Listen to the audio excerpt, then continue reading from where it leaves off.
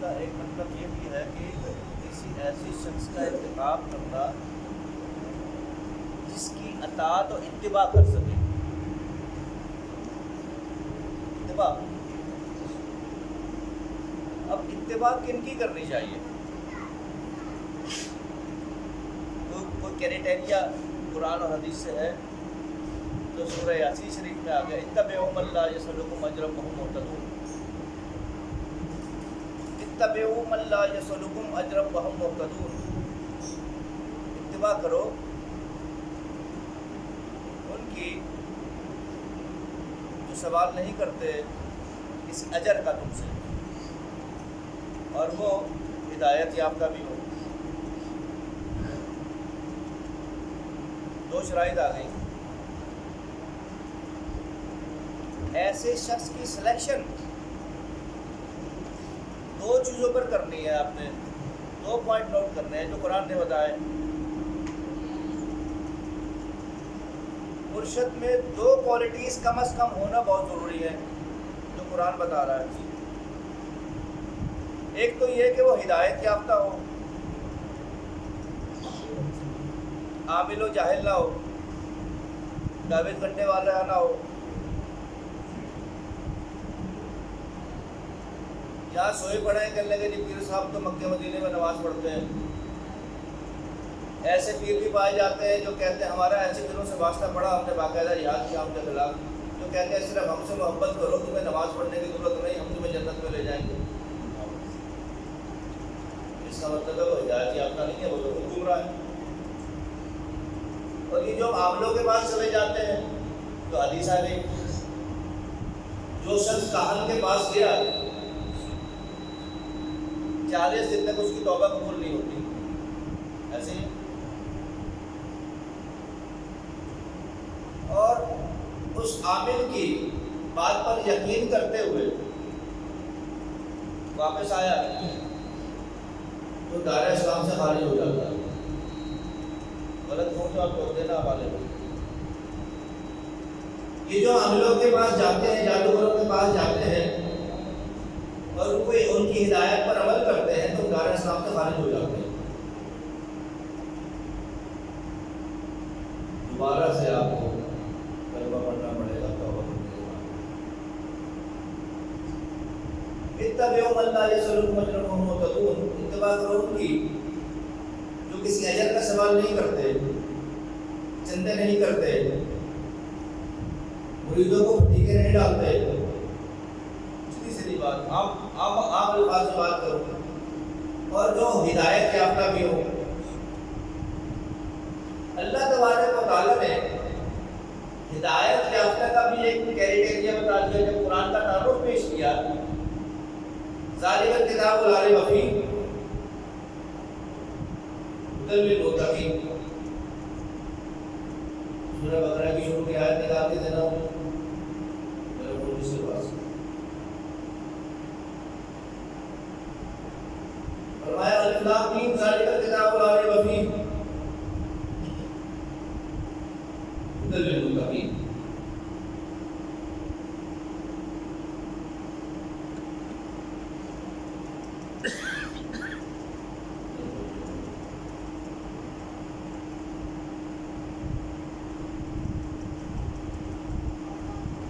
قرآن سے ترجمہ پیش کر رہا ہوں.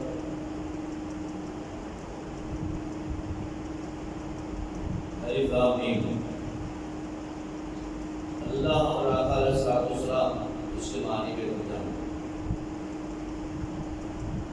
اگر فرمایا ذالک الکتاب لا ریب فیہ، یہ وہ عظیم کتاب ہے جس میں شک کی گنجائش نہیں، کسی شک کی گنجائش نہیں،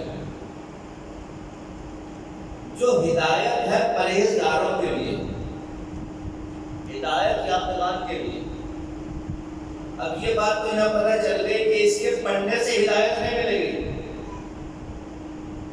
یہ ہوتا ہے اس کو ہاتھ لگانے سے پہلے آپ کا ہدایت یافتہ ہونا لازمی ہے. پھر آپ اس کو پڑھیں گے تو آپ کو اس سے ہدایت نصیب ہوگی. اب ہدایت یافتگان کا جو کریٹیریا جو 4 شرائط اللہ تبارک و تعالیٰ نے اگلی 2 آیات میں پیش کی ہے کہ ہدایت یافتہ کون ہے؟ الذین یؤمنون بالغیب، ہدایت یافتہ ہونے کی پہلی شرط غیب پر ایمان لانا. دوسری شرط وَيُقِيمُونَ الصَّلَاةَ، نماز قائم کرنا. تیسری شرط وَمِمَّا رَزَقْنَاهُمْ يُنْفِقُونَ، جو رزق اللہ نے تمہیں دیا ہے اس میں سے اللہ کی راہ میں خرچ کرو.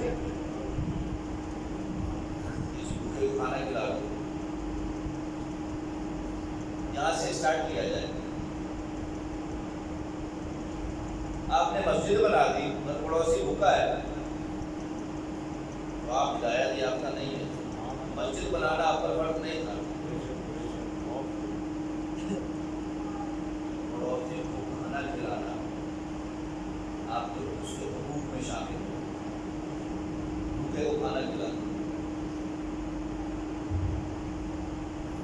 جہاں سے دیکھیے کہ ابتدا ہوگی اللہ کی راہ میں خرچ کرنے کی. آج کے دور میں یہ چینج ہو گیا نا ایک دم سے. غربت انتہا کو پہنچ چکی ہے، مہنگائی انتہا کو پہنچ چکی ہے. لوگ 2 ٹائم کے کھانے کے لیے پریشان ہیں. اپنے رزق میں جو بھی اللہ نے تمہیں دیا ہے چند والے کسی اور کے لیے بھی نکال دو، بس تم ہدایت یافتہ ہو. سب سے اہم شرط یہ ہے اللہ کی راہ میں خرچ کرنا، غیب پر ایمان لانا اور نماز قائم کرنا. کاری کی نماز تو کافر ہے. یہ صاحب اگر نماز نہیں پڑھتے تو وہ تو دار اسلام سے خارج ہے. ایسے پیر کے پاس اگر تم جاتے ہو تو اپنی ذمہ داری سے جاتے ہو، اللہ کی کوئی ذمہ داری نہیں، اس کے ساتھ ہی جہنم میں جاؤ گے. یہ جو پیر کہتے ہیں نا کہ ہم سے محبت کرو ہم تمہیں جنت میں لے جائیں گے، اور نماز نہیں پڑھتے اور مریدوں کو بھی نماز کی تلقین نہیں کرتے. جب وہ خود ہی نہیں پڑھتا تو مریدوں کو کیوں کہے گا؟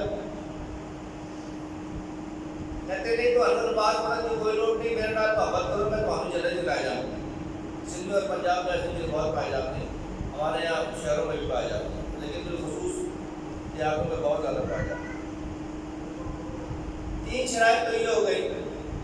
چوتھی شرط والذین یؤمنون بما انزل الیک وما انزل من قبلک وبالآخرۃ هم یوقنون، اور وہ لوگ جو آپ کی طرف نازل کیا گیا ہے، جو آپ پر نازل کیا گیا یعنی قرآن پاک، جو آپ سے پہلے صحیفے نازل ہوئے تورات زبور انجیل، اس کے علاوہ اور بھی صحیفے، سب پر ایمان لانا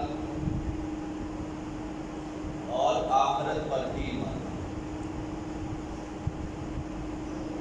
آگے کر فرمایا اولئک علی ھدی من ربہم واولئک هم المفلحون، وہی ہدایت یافتہ ہیں جو ان 4 شرائط پر پورے کرتے ہیں،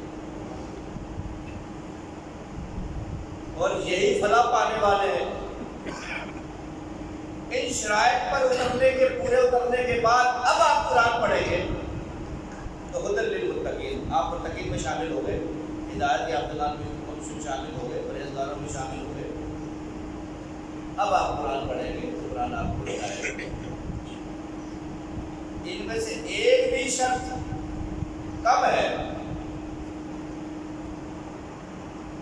تو آپ معتدون میں شامل نہیں ہیں. معتدون میں شامل نہیں ہے تو پھر جو بھی آپ کی اطاعت کرے گا، آپ کی اتباع کرے گا، وہ رب کے بتائے ہوئے فارمولے سے ہٹ کر ہے، وہ پیر بھی اور وہ مرید بھی، وہ رب کی کوئی ذمہ داری نہیں، رب کی اور رسول کی کوئی ذمہ داری نہیں اس کے لیے. اتبعوا من لا يسألكم أجرا وهم مهتدون، اتباع کرو ان کی جو سب سے پہلے جو چندے نہیں کرتے، مریدوں پر پھٹیک نہیں ڈالتے، اور ہدایت یافتہ بھی ہو. ہدایت یافتہ اور پھٹیک ڈالتے ہیں تو سمتھنگ رانگ، کچھ غلط ہے. ہدایت یافتہ بھی نہیں ہے اور پھٹیک بھی ڈالتے ہیں تو آل از رانگ، ان کے تو قریب بھی بن جاؤ. ہمارے